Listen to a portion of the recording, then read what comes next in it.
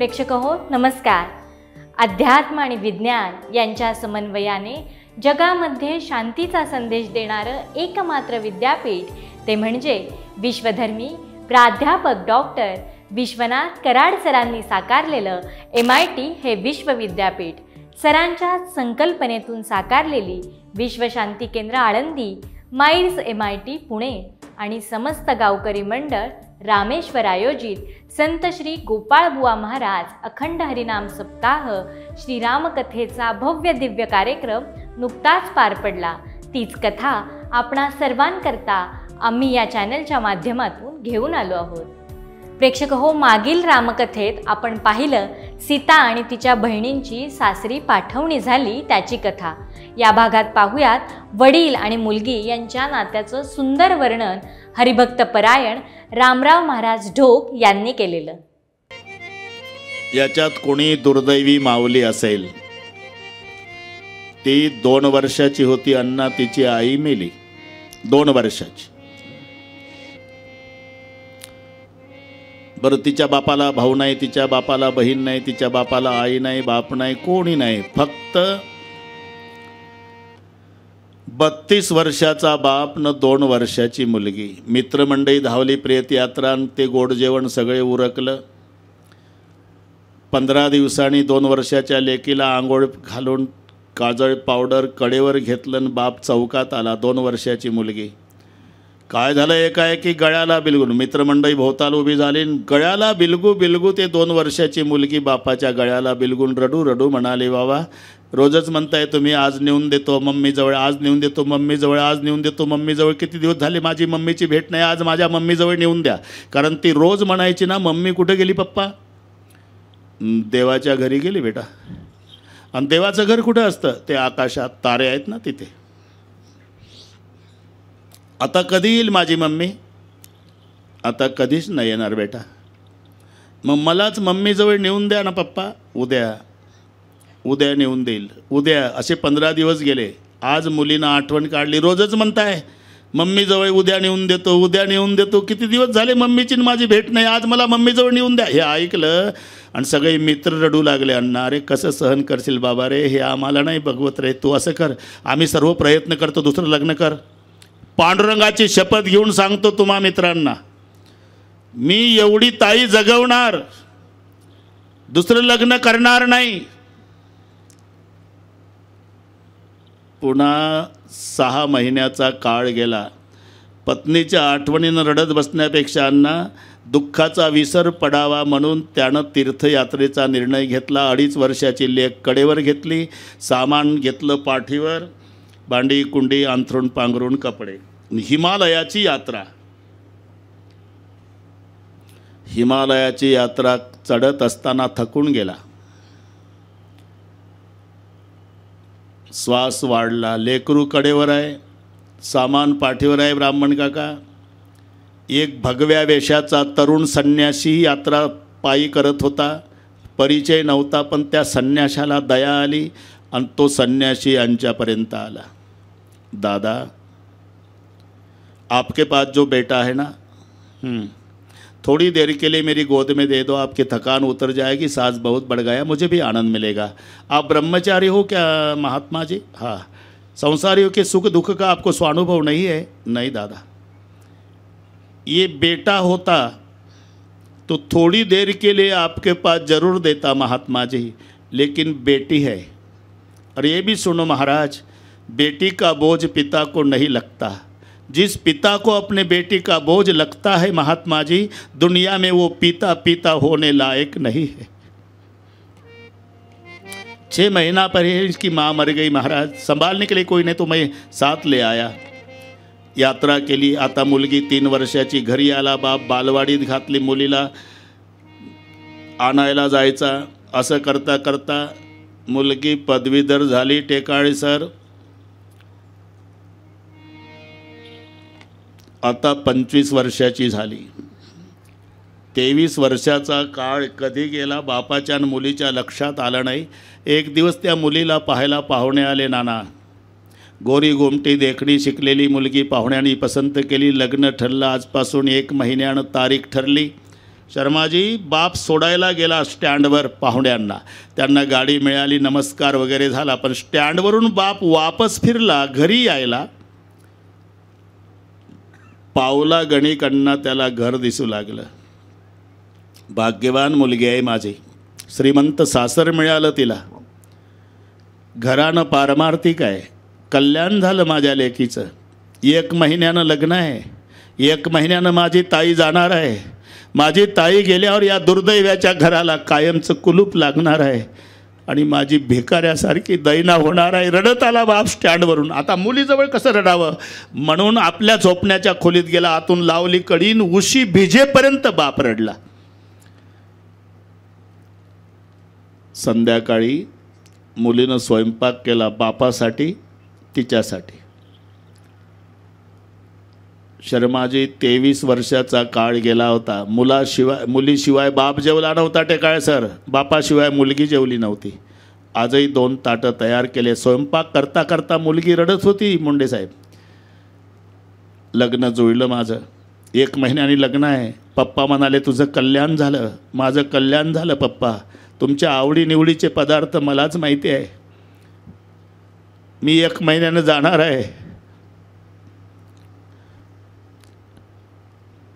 मी गेल्यावर तुमची भिकाऱ्यासारखी दैना होणार आहे. रडतच स्वयंपाक केला. 2 ताटंही केली, एक स्वतःसाठी एक बापासाठी. पण हाक मारण्याचा प्रयत्न केला, तिला हाकच मारता येईना. मुलीला रडणं सुरू केलं, बाबा या जेवायला, आणि बापही रडतच होता. टेकाळे सर रडतच बाप आला. पलीकडून बाप बसला, अलीकडून मुलगी बसली. ताटातले पदार्थ पाहण्याच्या ऐवजी अण्णा मुलीनं बाप पाहला आणि बापानं मुलगी, दोघांनी ताटं सारून दिली आणि एकमेकाच्या गळ्याला बिलगुल रडणं सुरू झालं. असा मुलीचा आणि बापाचा महिना रडण्यात गेला. आणि तो लग्नाचा दिवस उजाडला. ब्राह्मण काका सगळे गाव शहानुभूतीनं धावलं, काही बोलवावं लागलं नाही कोणाला. झोपडपट्टीतल्या गरीब महिलापासून वाड्यातल्या पाटलिनीपर्यंत एकमेकीला म्हणू लागल्या, अगं चला कोण आहे बिचारीला. 2 वर्षाची होती, माय मेली तेव्हा आपण सगळ्या गावातल्या महिला तिची आई हो, काही कमी पडू द्यायचं नाही. अख्खं गाव धावलं, लग्न थाटात पार पडलं, कुठे काही कमी नाही, सगळे पाहुणे खुश. इथपर्यंत ठीक आहे शर्माजी. पण त्या मुलीला वाटे लावायची वेळ आली. एखादी मुलगी आईच्या पाया पडते, एखादी मुलगी आजीच्या, आजोबाच्या, मावशीच्या, काकाच्या, बहिणीच्या, भावाच्या. हिला कोणी नाही. हिला फक्त 55 वर्षाचा बाप आहे आणि तोही भिंतीजवळ एकटा उभा आहे. शहनाईचे स्वर सुरू झाले, भावूक वातावरण झालं आणि मुलीनं बापाच्या दिशेनं पावलं टाकणं सुरू केली. तेव्हा सगळ्या गावातल्या महिला आधीच रडू लागल्या. कसं होईल आता. 2 वर्षाची होती, हिची आई गेली. बापानं आईची आठवण येऊनही दिली नाही. एवढा लळा लावला. आता ते तोंडावून हात फिरवून म्हणाल, येते पप्पा. कसं सहन करेल.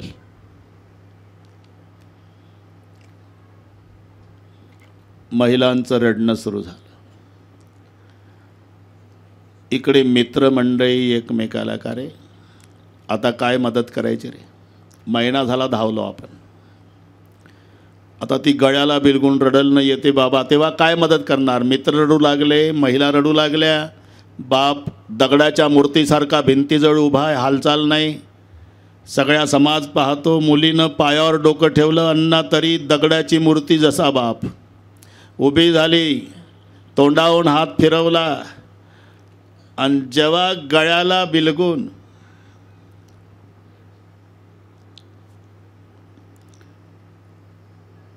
येते बाबा म्हणून हंबरडा फोडला, तेव्हा बापानं पाठ फिरवली. थाड थाड थाड टेंगूळ येईपर्यंत डोकं भिंतीवर बदलून घेतलं. मुलीनं कवटाळलं, बाबा वेळच्या वेळेला जेवण करीत जा बाबा, गोळ्या औषध घेत जा बाबा. हे रक्ताचं नातं बरं का वळंबे सर. बाबा माझी काळजी करू नका, तब्येतीकडे लक्ष द्या बाबा. आणि मग बाप मुलीला कवटावून म्हणतो, ताई तुझी आई मरण पावली त्याला 23 वर्षे पूर्ण झाले, पण तुझ्या बापानं 23 वर्षे जे मनात लपून ठेवलं आज बोलतो बेटा. तुझ्या आईचा दाहवा झाला होता, तुला पाळण्यात झोपवलं, गावातल्या मंदिरात गेलो, देवाजवळ रडलो, कोण नव्हतं मंदिरात. रडून मागणं मागितलं, पांडुरंगा मी धनदौलत मागायला आलो नाही, एक मागणी मागायला आलो, माझ्या लेकीचं लग्न होईपर्यंत मला जिवंत ठेवा. पांडुरंगानं माझी इच्छा पूर्ण केली बेटा. एवढीच इच्छा होती, तुझं लग्न झालेलं बघायचं होतं. आता कृतकृत्य झालो, जा सुखाची राह. रडू नको ताई. आजपासून तुझ्या सासरला माहेर समज, तुझ्या सासूला माय समज, तुझ्या सासऱ्याला बाप समज, तुझा बाप मेला समज, माझी आशा. बाबा असं अभद्र बोलू नका बाबा. 23 वर्षे झाले, माझी आई गेली, पण 23 वर्षात तुम्ही मला आईची आठवण येऊ दिली नाही. एवढा लळा लावला बाबा, माझ्याकरता जगा बाबा. हा निस्वार्थ प्रेमाचा संबंध आहे मुलीचा आणि बापाचा. म्हणून ते सूत्र आहे, मुलगी जेव्हा जात असते तेव्हा रडते आईजवळ, बहिणीजवळ, कोणाही जवळ, ती फक्त आपल्या जन्मदात्या बापासाठी रडते. शेवटी सीता जा रही माँ ससुराल, चारों बहनें एक साथ जा रही, पूरा महल खाली हो गया. सीता ये जिंदगी है बेटी. हाँ आता हे लक्षात घ्या, आईनं लेकीला काय उपदेश द्यावा. ये जिंदगी है, कभी कभी कड़वे घूंट पीने पड़ते हैं. जिस दिन जिंदगी में दुख आएगा अंदर से दरवाज़ा बंद कर लेना, घर में अकेली बैठ करके रो लेना, लेकिन हमारी कसम है समाज के सामने अपना दुख प्रकट नहीं करना. आता माहेरच्या सुविधा सासरी नसल्या तर पतीचा आणि सासू सासऱ्याचा अपमान करेपर्यंत मजल जात असते. भर समाजात नका बाता मारू. 1 लाखाचा TV आहे पप्पाच्या घरी माझ्या, आणि 10,000चा डबडं समाजात. अरे ज्या जनकानं प्राणापलीकडे सांभाळ केला जिचा, 14 वर्ष बिना अंथरुणा पांघरुणाची झोपली, उशाखाली दगड घेतला, तरी माहेरची आठवण केली नाही. हे आईचा उपदेश आहे. हाँ जिंदगी बेटा कड़वे घूंट पीने पड़ते. हाँ म्हणून पतिव्रता 14 साल के वनवास में सुख की याद नहीं और दुख की फिर्याद नहीं. म्हणून पतिव्रता. मुलीच्या आणि वडिलांच्या नात्याची कथा आपण आज बघितली. भेटूयात नव्या कथेसह पुढच्या भागात. तोपर्यंत बघत राहा विश्वशांती दर्शन हे चॅनल. नमस्कार.